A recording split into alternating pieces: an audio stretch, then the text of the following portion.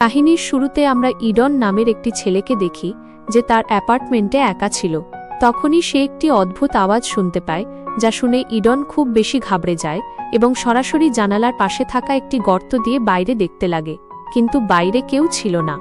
এরপর ইডন পেছনের দিকে ঘোরে। তার টিভির সিগন্যাল আসছিল না এবং স্ক্রিনে একটি ইমার্জেন্সি ওয়ার্নিং চলছিল। এটা দেখে ইডন ভাবছিল, হঠাৎ সিগন্যাল কিভাবে চলে গেল এবং এই ইমার্জেন্সি ওয়ার্নিং কেন দেওয়া হচ্ছে। সে এসব ভাবছিল, তখনই বাইরে থেকে মানুষের জোরে চিৎকার করার আওয়াজ আসতে শুরু করে। সে জানালার দিকে যায় এবং যখনই সে তার ব্যালকনিতে পৌঁছায়, তার হোশ উড়ে যায়।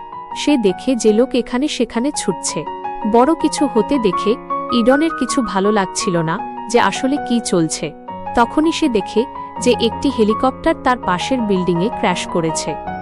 এটা দেখে ইডনের পা কাঁপতে শুরু করে এবং তখনই তার নজর নিচে একটি বাচ্চার ওপর পড়ে, যে ভিড়ের মধ্যে হারিয়ে গিয়েছিল এবং একা দাঁড়িয়েছিল। ইডন তাকে দেখে লোকেদের কাছে সেই বাচ্চাটির সাহায্যের জন্য চিৎকার করতে থাকে, কিন্তু পরের মুহূর্তেই সেই ছোট্ট বাচ্চাটি তার আশেপাশে থাকা লোকেদের ওপর হামলা করতে শুরু করে এবং লোকেদের কামড়াতে থাকে। এটা দেখে ইডন বুঝে যায় যে মানুষ জম্বি হয়ে যাচ্ছে। ভয়ের কারণে ইডন দ্রুত ব্যালকনি থেকে বেরিয়ে নিজের অ্যাপার্টমেন্টে ঢুকে পড়ে এবং তখনই সেখানে একজন লোক চলে আসে, যাকে দেখে ইডন খুব বেশি ভয় পেয়ে যায়, কারণ সে জানত না যে এই লোক জম্বি কিনা। সেই লোক ইডনকে বলে যে আমার সব বন্ধু জম্বি হয়ে গেছে এবং তারা আমার ওপর হামলা করে দিয়েছে, কিন্তু আমি তাদের থেকে নিজেকে বাঁচিয়ে তোমার ঘরে ঢুকে পড়েছি। এরপর ইডনের প্রতিবেশী বাথরুমের কথা জিজ্ঞেস করে। ইডন তাকে অনুমতি দেয়। প্রতিবেশী যখন বাথরুমের দিকে যাচ্ছিল, তখন ইডন তার ঘাড়ে কোনো কিছুর কামড়ের দাগ দেখতে পায়, যা দেখে ইডন বুঝে যায় যে তার প্রতিবেশীও জম্বি হতে চলেছে। তাই ইডন নিরাপত্তার জন্য একটি ছুরি হাতে নেয়। কিছুক্ষণ পর ইডনের প্রতিবেশী বাথরুম থেকে ফিরে আসে এবং সে ইডনের হাতে ছুরি দেখে বুঝে যায় যে ইডন তাকে জম্বি ভেবে মারতে চলেছে। তখন সে ইডনকে বলে যে দেখ, আমি জম্বি নই। কথা বলতেই তার চোখ বদলাতে শুরু করে এবং এটা দেখে ইডন বুঝে যায় যে এর ওপর ভাইরাসের প্রভাব শুরু হয়ে গেছে।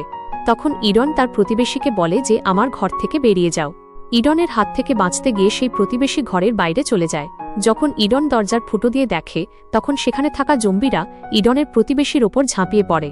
এটা দেখে ইডন খুব বেশি ঘাবড়ে যায় এবং সে দ্রুত দরজাটি ভালোভাবে লক করে দেয়।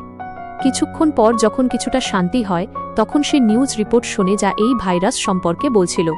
রিপোর্টার জানায় যে এই ভাইরাস পুরো শহরে ছড়িয়ে পড়েছে। তাই যারাই এই ভাইরাসে আক্রান্ত হয়নি, তাদের উচিত হবে বাইরে একদম না বের হওয়া এবং নিজেদের সব জানালা ও দরজা বন্ধ করে নিজের ঘরে থাকা। এখানে ইডন নিজের মা বাবাকে ফোন করার চেষ্টা করে, কিন্তু নেটওয়ার্ক ছিল না। সে নিজের মেসেজ বক্স চেক করে, তো তার বাবা মায়ের কিছু মেসেজ পায়। ইডনের বাবা মা মেসেজে লিখেছিলেন যে পুরো শহরে জম্বি ছড়িয়ে পড়েছে, যে কারণে আমাদের তোমার কাছে যেতে সময় লাগবে। তাই তুমি ঘরের বাইরে একদম বেরিও না এবং আমাদের অপেক্ষা করো। এভাবে সন্ধ্যা হয়ে যায়। ইডন নিজের ব্যালকনিতে বসে বাইরের দৃশ্য দেখতে থাকে। বাইরে পুরো শহর নিস্তব্ধ হয়ে গিয়েছিল এবং সব জায়গায় আগুন লেগেছিল। এটা দেখে ইডন পুরোপুরি ভেঙে পড়ে এবং ভাবতে থাকে যে এই পরিস্থিতিতে শেষ পর্যন্ত সে একা কিভাবে বেঁচে থাকবে। ইডন এই কঠিন পরিস্থিতিতে সার্ভাইভ করার জন্য নিজের পুরো অ্যাপার্টমেন্টে অনেক মোটিভেশনাল নোটস লাগিয়ে দেয়, যাতে এই নোটসগুলো দেখে সে সাহস পায় এবং আয়নার ওপর অ্যালাইভ লিখে দেয়। ইডন জানতে পারে যে এই জম্বি ভাইরাস কয়েক মাস পর্যন্ত চলতে পারে, তাই সে এই কঠিন পরিস্থিতিতে ঘরে নিজের জন্য একটি সেফগার্ড বানিয়ে নেয়, যাতে সে ভবিষ্যতে আসার জন্য প্রস্তুত থাকে। এভাবে দিন কাটতে থাকে এবং এক সপ্তাহ কেটে যায়। রাতে সে নিজের একটি ভিডিও রেকর্ড করে, যাতে সে জানায় যে এই বন্ধ অ্যাপার্টমেন্টে তার দিনগুলো কেমন কাটছে। সাথে সে তার বাবা মায়ের সাথেও কথা বলার চেষ্টা করে, কিন্তু মোবাইলের সিগন্যাল কাজ করছিল না। সময়ের সাথে সাথে এখন ইডন একাকিত্ব অনুভব করতে শুরু করে এবং একদিন যখন সে জানতে পারে যে তার কোনো ট্যাপে পানি আসছে না, তখন এটা দেখে সে খুব বেশি চিন্তিত হয়ে পড়ে। আর ওপর দিয়ে ইডনের কাছে খাবারও খুব কম বেঁচেছিল, তাই সে অল্প পানির ওপর ভরসা করে দিন কাটাতে থাকে। জম্বিদের দ্বারা ঘেরা শহরের মাঝখানে ইডন শহরের দুনিয়া থেকে বিচ্ছিন্ন হয়ে যাচ্ছিল। একদিন ইডন যখন ল্যাপটপে দেখছিল, তখনই সে কারো আওয়াজ শুনতে পায়। সে জলদি নিজের সেফটির জন্য একটি বেসবল ব্যাট হাতে নেয় এবং তখনই আমরা দেখি যে কিচেনে থাকা ভেন্টিলেশন পাইপ দিয়ে একটি ইনফেক্টেড মেয়ে ইডনের অ্যাপার্টমেন্টে ঢুকে পড়ে। এখানে ইডন ভয় পেয়ে যায় এবং যখন জম্বিটি ধীরে ধীরে ইডনের দিকে এগোচ্ছিল, তখন ইডন দ্রুত সেই মেয়েটির মাথায় আঘাত করে, যাতে তার সেখানেই মৃত্যু হয়। এরপর ইডন দ্রুত একটি কার্ডবোর্ড দিয়ে সেই গর্তটি বন্ধ করে দেয়, যাতে এখান থেকে দ্বিতীয় কোনো জম্বি ভেতরে আসতে না পারে। এভাবে দিন কাটতে থাকে এবং ইডন যেমন তেমন করে বেঁচে থাকে। একদিন যখন সে নিজের আরও একটি রেকর্ডিং করছিল, সে তার ফোনের রিং শুনতে পায়। সে দ্রুত ফোন তোলে এবং দেখে যে তার মায়ের একটি ভয়েস মেসেজ এসেছে। মেসেজে তার মা জানায় যে লোকজন তাদের বাড়ির কাছাকাছি চলে এসেছে এবং কিছুক্ষণের মধ্যেই তোমার কাছে পৌঁছাতে চলেছে। ইডনের মা নিজের কথা শেষ করার আগেই তখনই তাকে কিছু ইনফেক্টেড লোক ঘিরে ফেলে। ইডন তার বাবা মায়ের চিৎকার শুনতে পায় এবং মেসেজ বন্ধ হয়ে যায়। এসব শুনে ইডন বুঝতে পারে যে তার বাবা মা মারা গেছেন। ইডন খুব বেশি কাঁদতে থাকে, কারণ এখন তার কাছে বেঁচে থাকার কোনো কারণ ছিল না। সে একটি বেসবল ব্যাট তুলে এখান থেকে পালিয়ে যাওয়ার পরিকল্পনা করে। ঘর থেকে বের হতেই সে অনেক ইনফেক্টেড লোক দেখতে পায়। তখনই তার নজর তার প্রতিবেশীর ওপর পড়ে, যে এখনও পর্যন্ত বেঁচে ছিল, কিন্তু সে মারাত্মকভাবে জখম ছিল, যে কারণে সে ইডনের ওপর হামলা করতে পারছিল না। এরপর ইডন বিল্ডিং থেকে বের হওয়ার কোনো রাস্তা খোঁজার চেষ্টা করে, কিন্তু সে কোনো রাস্তা পায় না, কারণ সব জায়গায় জম্বি দাঁড়িয়েছিল। এটা দেখে ইডন বুঝতে পারে যে এতগুলো ইনফেক্টেড লোকের মাঝখান দিয়ে সে এখান থেকে বের হতে পারবে না, এবং যখনই সে নিজের অ্যাপার্টমেন্টের দিকে যায় তখনই ইনফেক্টেড লোকগুলো ইডনের ওপর হামলা করে দেয়। কিন্তু ইডন কোনোমতে তাদের থেকে নিজেকে বাঁচিয়ে নিজের অ্যাপার্টমেন্টে ঢুকে পড়ে এবং দরজার সামনে আলমারি রেখে দরজাটি ভালোভাবে বন্ধ করে দেয়, যাতে বাইরের কোনো ইনফেক্টেড দরজা ভাঙতে না পারে। বাধ্য হয়ে ইডনকে আবারও নিজের ঘরে থাকতে হয়। কয়েক সপ্তাহ ঘরে একা থাকার কারণে ইডন পুরোপুরি ভেঙে পড়ে। ইডনের জন্য এই পরিস্থিতিতে বাঁচা কঠিন হয়ে গিয়েছিল এবং তখনই পুরো বিল্ডিংয়ের কারেন্ট চলে যায়। এটা দেখে ইডন আরও গভীর শক পায় এবং সে ভাবতে থাকে যে আমি সামনের জীবন কিভাবে কাটাবো। না আছে খাবার দাবার, না সিগন্যাল, আর না বিদ্যুৎ। এসব ভেবে ইডন নিজেকে আরও বেশি একা অনুভব করে। এরপর ইডন নিজের জীবন নিয়ে বিরক্ত হয়ে ল্যাপটপ অন করে এবং তাতে ভিডিও রেকর্ড করতে শুরু করে। সে ক্যামেরায় দেখে বলে যে ভাইরাস ছড়িয়ে পড়ার ৪২ দিন হয়ে গেছে। সে জানায় যে আমি বেঁচে থাকার জন্য সবকিছু করেছি, কিন্তু আর সহ্য করতে পারছি না। আমি গত 2 দিন ধরে না খাবার খেয়েছি আর না পানি খেয়েছি। সে বলে যে এভাবে বেঁচে থাকার চেয়ে ভালো যে আমি নিজের জীবন দিয়ে দিই। এরপর সে পুরো ৪২ দিন এই কঠিন পরিস্থিতিতে বেঁচে থাকার পর সবকিছু শেষ করার সিদ্ধান্ত নেয়, এবং যখনই সে নিজেকে ফাঁসিতে ঝোলাতে যায় তখনই তার নজর সামনের একটি বিল্ডিংয়ে পড়ে, যেখানে সে একটি মেয়েকে দেখতে পায়। এতদিন পর একটি মেয়েকে দেখে ইডন থেমে যায় এবং ইডনের মনে বেঁচে থাকার এক নতুন আশা জাগে। তখনই সেই দড়ি ফ্যান থেকে খুলে যায় এবং সে নিচে পড়ে ছটফট করতে থাকে। কোনোমতে দড়িটি ছিঁড়ে যায় এবং সে জানালার কাছে গিয়ে আরও একবার ভালো করে দেখতে লাগে। একজন জীবিত মানুষকে দেখে তার নিজের চোখে বিশ্বাস হচ্ছিল না, কারণ সে গত ৪২ দিন পর কোনো মানুষকে দেখছিল। তখনই সেই মেয়েটিও ইডনকে দেখে নেয়, কিন্তু মেয়েটি দ্রুত জানালার পর্দা বন্ধ করে দেয়, কারণ সে ইডনকে জম্বি ভাবছিল। পরের দিন ইডন জানালার কাছে যায়, যেখানে সে সেই মেয়েটিকে আবারও দেখে।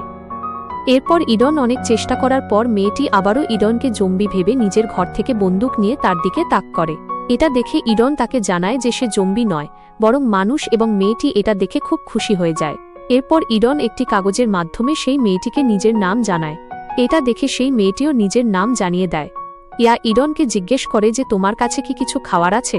ইডন উত্তরে জানায় যে আমার কাছে খাওয়ার তো কিছু নেই, কিন্তু পান করার জন্য অনেক পানি আছে। এরপর দেখে যে আপনার দরজার কাছে জম্বি চলে এসেছে, যে কারণে সে ভয় পেয়ে যায় এবং ইডনকে সেখান থেকে চলে যেতে বলে। কিন্তু যাওয়ার আগে ইডন তাকে জিজ্ঞেস করে যে কাল কি আবারও আমরা কথা বলতে পারি, যাতে সায় দিয়ে সেখান থেকে চলে যায়। রাতে ইডনের খুব বেশি খিদে পায় এবং খাওয়ার কিছু না পেয়ে সে আইস কিউব খেয়ে দিন কাটায়। কিছুক্ষণ পর প্রচণ্ড বৃষ্টি শুরু হয়। তখন ইডন বৃষ্টির পানি জমানোর জন্য বাইরে পাত্র রেখে দেয় এবং নিজেও পুরো ৪২ দিন পর বৃষ্টির পানিতে স্নান করে।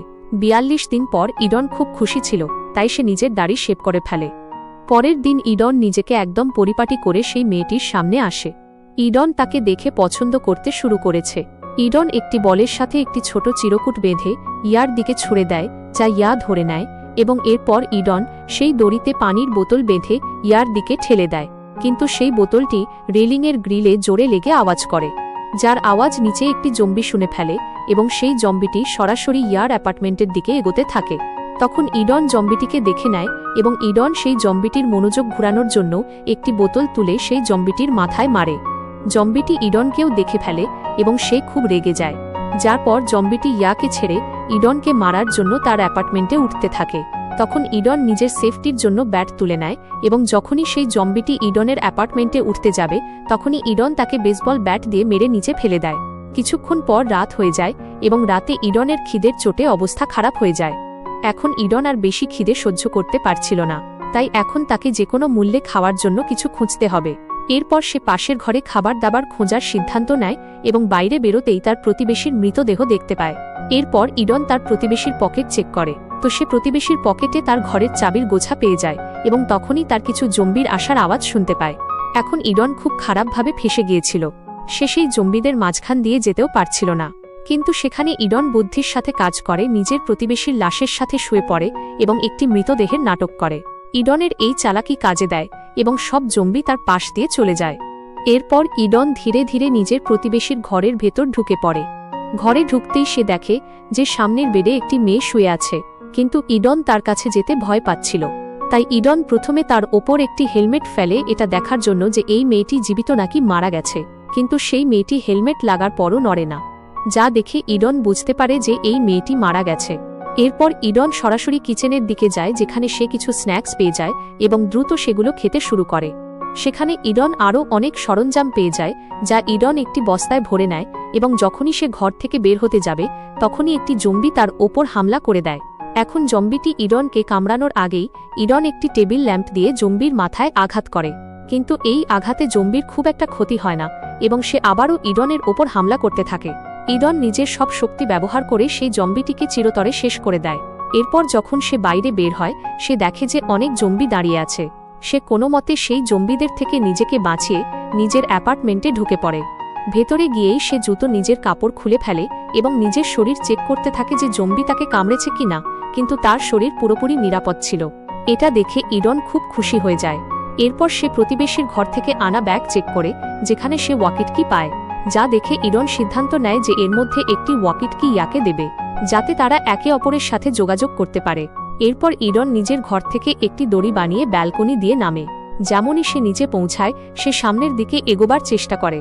ইডনের আশেপাশে অনেক জম্বি ছিল। সে একটি ওয়াকিটকি ইয়ার অ্যাপার্টমেন্টে ছুড়ে দেয়, যার শব্দ ইনফেক্টেডরা শুনে নেয় এবং সেই ইনফেক্টেডরা ইডনের পেছনে লেগে যায়। ইডন দ্রুত একটি ব্যালকনিতে উঠে লুকিয়ে পড়ে। রাতের অন্ধকার হওয়ার কারণে জম্বিরা ইডনকে দেখতে পায় না এবং সেখান থেকে চলে যেতে থাকে। এরপর ইডন আবারও নিজের অ্যাপার্টমেন্টে ফিরে যায়। পরের দিন ইয়া সেই ওয়াকিটকিতে ইডনের সাথে কথা বলতে শুরু করে। ইডন ওয়াকিটকিতে ইয়ার আওয়াজ শুনে খুব খুশি হয়ে যায়। এরপর সে ইয়াকে বলে যে আমি গত 3 দিন ধরে কিছু খাইনি এবং খিদের চোটে আমার খুব খারাপ অবস্থা হচ্ছে। ইয়াও তাকে বলে যে আমিও গত 2 দিন ধরে অভুক্ত। এরপর তারা দুজন অনেক কথা বলে এবং কথা বলতে বলতে রাত হয়ে যায়, যার পর ইয়া বলে যে রাত হয়েছে এবং আমি ঘুমাতে যাচ্ছি। এটা বলে সে ইডনকে গুড নাইট বলে। এখানে ইডন খিদের জ্বালা সহ্য করতে পারছিল না, তাই সে খাবার খোঁজার জন্য এই বিল্ডিংটি এক্সপ্লোর করার সিদ্ধান্ত নেয়। সে তার বাথরুমের ভেন্টিলেশনের রাস্তা খোলে এবং ভেন্টিলেশনের পথ দিয়ে পাশের ঘরে যেতে শুরু করে। এগোতে গিয়ে সে একটি ইনফেক্টেড মৃতদেহ পায়, যে সম্ভবত অক্সিজেনের অভাবে মারা গিয়েছিল। তাতে ইডন পুরোপুরি ভয় পেয়ে যায়, কিন্তু তারপরও সে কিছুটা সাহস জুগিয়ে এগোতে থাকে এবং নিজের প্রতিবেশীর বাথরুমে পৌঁছায়। কিন্তু যেমনই সে মেঝেতে নামে সে রক্তের একটি লম্বা দাগ দেখতে পায়। সেই দাগ অনুসরণ করে যখন সে সামনের পর্দা সরায় সেখানে কেউ ছিল না। এখন ইডন ধীরে ধীরে পুরো ঘর তদন্ত করতে শুরু করে এবং সে যখন কিচেনে পৌঁছায় সেখানে সে খাওয়ার অনেক জিনিস পেয়ে যায়। এরপর ইডন ইয়ার সাথে যোগাযোগ করে তাকে জানায় যে আমি অনেক খাবার পেয়েছি। এটা শুনে ইয়া খুব খুশি হয় এবং সে ইডনকে বলে যে তুমি আমাকে না জানিয়ে কেন এই ঘরে গেলে, এতে তোমার জীবনের ঝুঁকি হতে পারে। ইডন তাকে বলে যে তুমি আমার চিন্তা করো না, এখানে কেউ নেই। এরপর ইয়া ইডনকে বলে যে আমিও তোমার কাছে আসতে চাই, কিন্তু ইডন তাকে বুঝায় যে এখন তুমি আমার কাছে এসো না, এতে তুমি বিপদে পড়তে পারো। আমি যখন এই ঘর থেকে বের হব তখন আমি তোমাকে সাথে নিয়ে নেব। তখন ইয়া রাজি হয় এবং ইডনকে সাবধানে থাকতে বলে। ইডন খাবার পেয়ে গিয়েছিল, তাই সে আবারও নিজের অ্যাপার্টমেন্টে যাওয়ার কথা ভাবে, কিন্তু তখনই তার নজর সামনের দেওয়ালে থাকা একটি বড় গর্তের ওপর পড়ে। আর সে যখন সেই সুড়ঙ্গের কাছে যায় তখন তাকে সেখানে কারো উপস্থিতির আভাস হয়। যেমনই সে পেছনে ঘোরে তার পেছনে একজন লোক দাঁড়িয়ে থাকে, যার হাতে একটি ধারালো বর্শা ছিল। তারা দুজন একে অপরকে দেখার পর বুঝতে পারে যে তারা কেউ জম্বি নয়। বৃদ্ধ লোকটি তার অস্ত্র নিচে নামিয়ে নেয় এবং ইডনকে জিজ্ঞেস করে যে তুমি এখানে কি করছো, যাতে ইডন উত্তর দেয় যে আমি এখানে খাবার খুঁজতে এসেছি। যখন সে ইডনকে জিজ্ঞেস করে যে তুমি ওয়াকিটকিতে কার সাথে কথা বলছিলে, এখানে ইডন মিথ্যা বলে যে আমি একাই নিজেকে মোটিভেট করার জন্য কথা বলছিলাম। ইডন সেই বৃদ্ধ লোকটির সাথে ভালোভাবে পেশ আসে এবং বৃদ্ধটি বলে যে তুমি যত খুশি খাবার নিয়ে যেতে পারো। এখানে বৃদ্ধ লোকটি ইডনকে খেতে কিছু দেয়। অনেক দিন ধরে ক্ষুধার্ত হওয়ার কারণে ইডন কিছু না ভেবেই তা খেতে শুরু করে। কিছুক্ষণ পর সেই বৃদ্ধ লোকটি ইডনকে বলে যে আমার জন্য একটি বোতল তুলে দাও। কিন্তু যেমনই ইডন বোতল তোলার জন্য ঘোরে তখনই পেছন থেকে সেই বৃদ্ধটি বেসবল ব্যাট দিয়ে তার মাথায় আঘাত করে, যাতে ইডন অজ্ঞান হয়ে যায়। আর কয়েক মিনিট পর যখন ইডনের জ্ঞান ফেরে সে নিজেকে একজন ইনফেক্টেড মহিলার সামনে পায় যে একটি শিকল দিয়ে বাঁধা ছিল। ভয়ের চোটে ইডন এখন এখান থেকে বের হতে চাচ্ছিল, কিন্তু তখনই সে দেখে যে তার হাত পাও বাঁধা। কিছুক্ষণ পর সেই বৃদ্ধ লোকটি ইডনের সামনে আসে এবং সেই বৃদ্ধটি ইডনকে জানায় যে এই মহিলাটি আমার স্ত্রী যে এখন ইনফেক্টেড হয়ে গেছে। বৃদ্ধ লোকটি বলে যে আমি আমার স্ত্রীকে খুব ভালোবাসি, যাকে আমি কোনো মূল্যেই হারাতে চাই না। আর আমার স্ত্রী 1 সপ্তাহ ধরে ক্ষুধার্ত, কিন্তু আজ তার ক্ষুধা মিটতে চলেছে কারণ আজ আমি তোমাকে তার খাবার বানাব। এরপর সেই বৃদ্ধটি ইডনকে কিছু ড্রাগস দেয় এবং বলে যে তুমি এটা খেয়ে নাও, মরার সময় তোমার কোনো কষ্ট হবে না।